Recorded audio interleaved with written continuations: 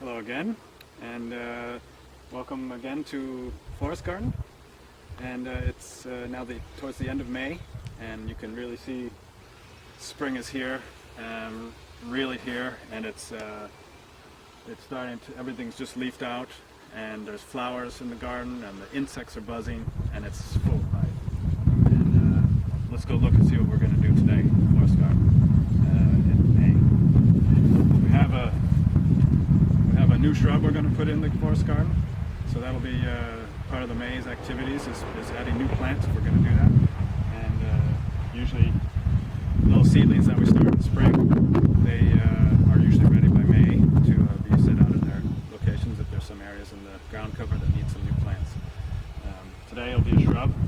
It's a new species, golden currant, new species for us that is, so that'll be exciting.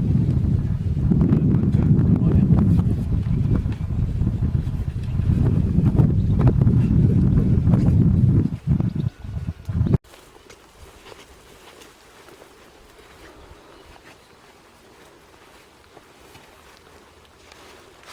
And some of our ground cover plants are flowering now, and the bees are extremely happy.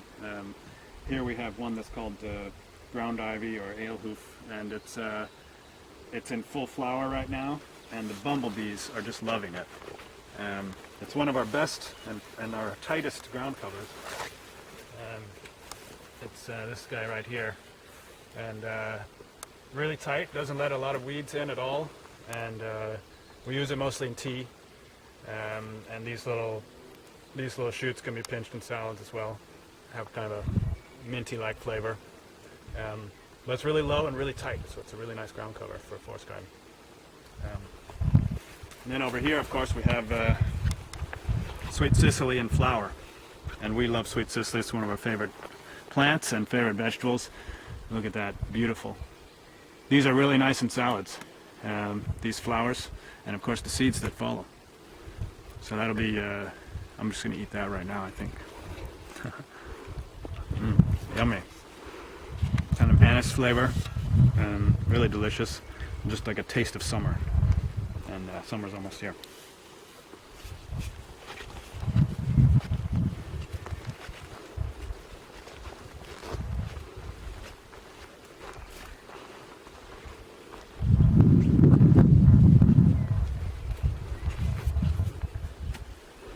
Here we have a guild with a plum tree, and we've got this new species of currant, and I would like to try it out. So we needed to find a place in the forest garden where it would fit, and there's still a few spaces here for some shrubs, and we're gonna pop this one in right on the southwest side of this plum tree. There's a nice little space here, so we'll just do that.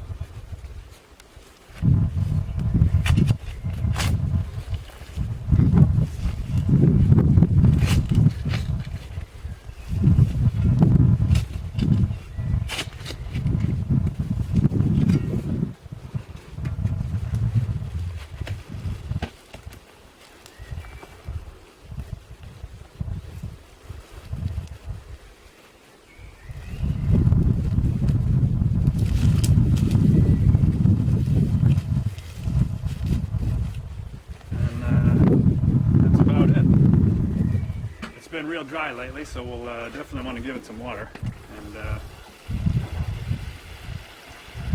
that's about it. It's pretty simple.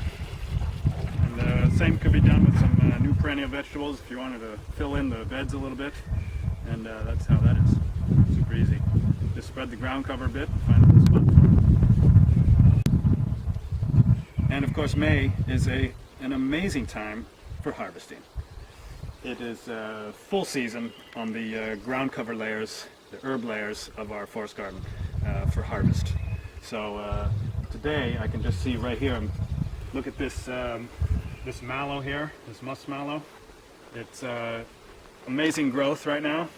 It has these really tasty, mild leaves, a little bit mucilaginous, and go really well in salads, but also soups and any dish really.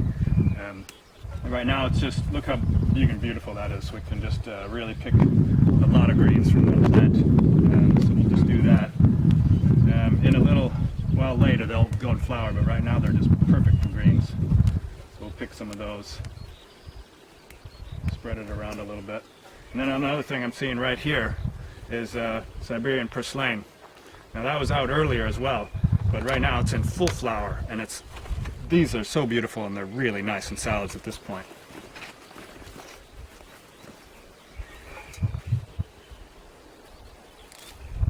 And the flowers and the leaves both are just amazing, and the texture is really crunchy. The flowers are really crunchy, really nice, succulent. It gives really good texture for a salad. So these are also really nice this time of year. We'll just harvest some handfuls of that. Look at that, beautiful for a salad. And then one of our all-time favorite vegetables, and this is like prime time right now. We have Turkish rocket right here, and look at these beautiful shoots. Perennial broccoli kind of thing. Here we have it's the perfect time with those. Isn't that beautiful? And what we do is generally we harvest them down where they snap pretty easily. See there, it snapped. So that means it's not fibrous at all because it's snapping. And so we'll just pick these guys, and look at that. Put them together, and it's almost going to be the size of a broccoli in short time here.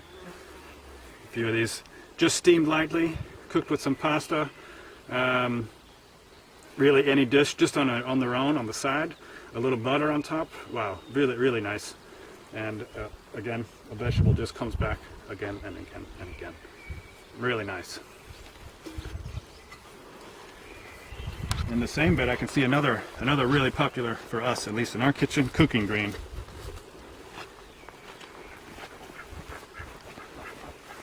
And that's good King Henry here. And the leaves are really big. They're kind of arrowhead shaped here. Like a lot of the goosefoot family. So you can see there what they're related to. This is perennial, really tough, and really nutritious. We don't like them raw. They're a bit soapy flavored raw. But cooked, they make amazing spinach. So, and from now until late into the fall, you can just pick the bulk of these greens here and add them to whatever you're cooking.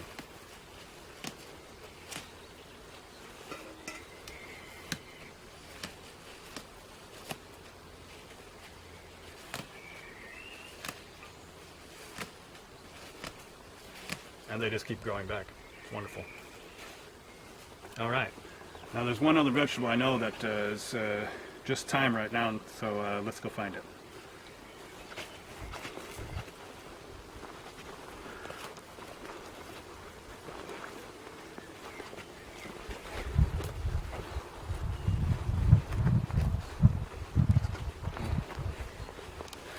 Now right down here in the shade, you can see a really popular ornamental plant. That's hosta, and of course it is a really beautiful plant. It's a classic shade-loving plant. Comes from East Asia, and but most people don't realize, even though they have them in their gardens, is that they're a top-notch edible. So we're just going to cut some of these shoots here. They're starting to get a little bigger, these leaves. We've already harvested quite a few from this plant this year. Can't help it. But have a look at these shoots. We'll just cut a few of these for tonight. Beautiful, huh? And these have an amazing flavor. Just really tasty. These shoots here. Yeah, kind of cooked like asparagus. They don't have an asparagus flavor, but it's something that reminding of that. And look at this. Can you grow asparagus in the shade of a bush like this? No. So hosta is amazing, and everybody should have them, I think. Once the leaves furl out here, they're still edible, but this is really the best stage, or a little bit before this. So we'll just cut a couple of those too. Don't want to cut too much from one plant, just to make sure the plant stays strong.